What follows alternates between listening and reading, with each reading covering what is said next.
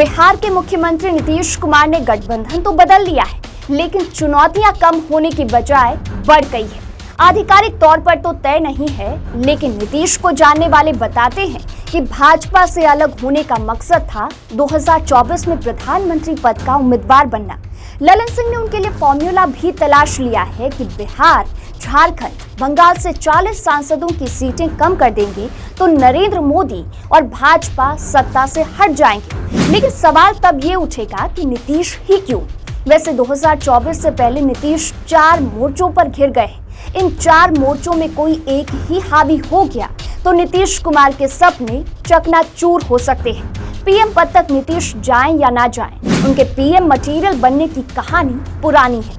अरसे से उनकी पार्टी के नेता उन्हें पीएम मटेरियल बताते रहे। संभवतः नीतीश देश के पहले नेता हैं जिन्हें पीएम का प्रत्याशी नहीं, पीएम मटेरियल बताया जाता है। उनकी पार्टी के पूर्व राष्ट्रीय अध्यक्ष आरसीपी सिंह भी कभी नीतीश को पीएम मटेरियल बताते नहीं थकते थे। आज खुलेआम कह रहे हैं कि 7 जन्म में पीएम नहीं बनेंगे। 7 जन्म में नहीं बनेंगे, 7 जन्म में बोल रहा हूँ, ये जन्म तो छोड़।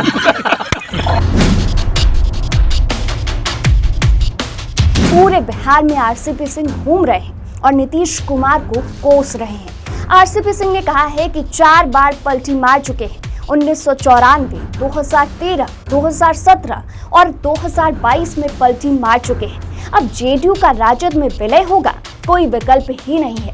राजद शरणम गच्छामी हो चुके हैं नीतीश। सर, बिहार के मुख्यमंत्री जी बार बार पलटी मार रहे हैं, इस पर क्या कहना चाहेंगे आप? तो जो पलटी मारे उनसे न पूछिए सर, आप कितना बार मारिएगा। 4 बार तो हो चुका जी, 94, 2013, 17, 22। जदयू का विलय हो सकता है, वो तो करेंगे, उनके पास ऑप्शन क्या है जी? वो तो बिल्कुल शरणम गच्छामी हो चुके, तो उसका बचता क्या है? नीतीश कुमार का पूरा भरोसा इसी पर है कि वे बिहार में भाजपा की सीटों को नगण्य कर सकेंगे। बंगाल में ममता बनर्जी पूरी ताकत से लड़ें तो वहां भी भाजपा घुटने टेक सकती है। लेकिन नीतीश ये भी जानते हैं कि उनके पाला बदलने से भाजपा न डीमोटिवेट होगी और न ही उसकी चुनावी कैंपेनिंग को खास फर्क पड़ता है। लोकसभा चुनाव में भाजपा बिहार में तब भी बहुत पीछे नहीं थी जब वो यहाँ सत्ता में नहीं थी। 2014 में तो ये कहानी सबने देखी ही है। इसके बावजूद नीतीश को लगता है कि 2015 के विधानसभा चुनाव वाला माहौल अगर बन जाएगा तो भाजपा और नरेंद्र मोदी को बिहार से खाली कटोरा मिल सकता है। लेकिन इस पूरी कवायद में कौन उनके साथ कितनी मजबूती से लड़ेगा, ये भी देखना होगा।